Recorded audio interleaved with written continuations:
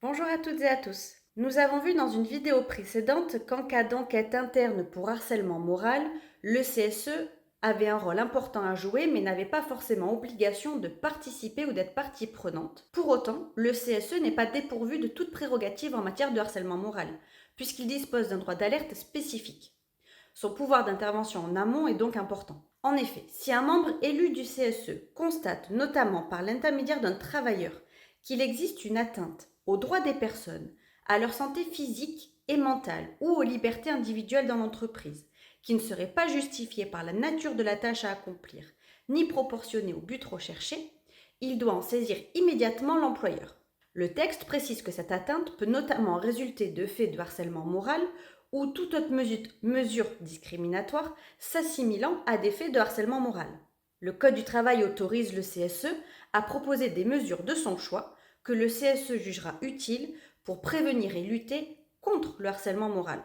Cela est prévu à l'article L2312-9 du Code du travail. Le CSE a donc un pouvoir de prévention, d'alerte, d'information et d'action à toutes les étapes en cas de situation de harcèlement moral. Concernant le formalisme du droit d'alerte, celui-ci s'exerce par tout moyen, mais la preuve écrite reste logiquement le meilleur moyen de traçabilité. Le constat doit être factuel et un suivi de la mesure reste impératif. La rédaction d'un rapport est donc vivement conseillée et la procédure d'alerte dépend aussi de la forme du danger. Communément, l'élu de la commission santé, sécurité, conditions de travail ou l'élu du CSE va informer dans un premier temps l'employeur ou le représentant de celui-ci. La première notification peut même être orale, mais elle devra être suivie d'un compte-rendu écrit que l'élu doit rédiger. Ce compte-rendu doit reprendre toute l'étendue du problème ou de la situation constatée. Le risque doit être actuel et identifié. Il incombe donc à l'élu du CSE d'être précis et exhaustif dans sa rédaction.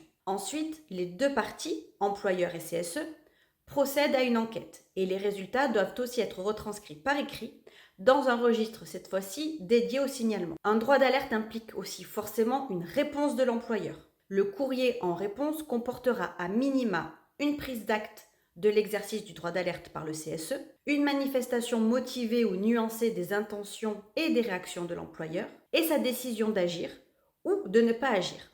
En cas de carence de l'employeur ou de divergence sur la réalité de l'atteinte, et à défaut de solution trouvée avec l'employeur, le salarié ou alors le membre du CSE, si le salarié intéressé, averti par écrit, ne s'est pas opposé à l'intervention du CSE, peuvent saisir le conseil de prud'homme, qui statuera alors en référé. Le juge peut en effet ordonner toute mesure propre à faire cesser l'atteinte et assortir sa décision d'une astreinte qui sera payable au trésor public. Pour un accompagnement sur mesure concernant une démarche relative à un droit d'alerte du CSE en cas de harcèlement moral, nos experts peuvent vous accompagner. N'hésitez pas à nous contacter.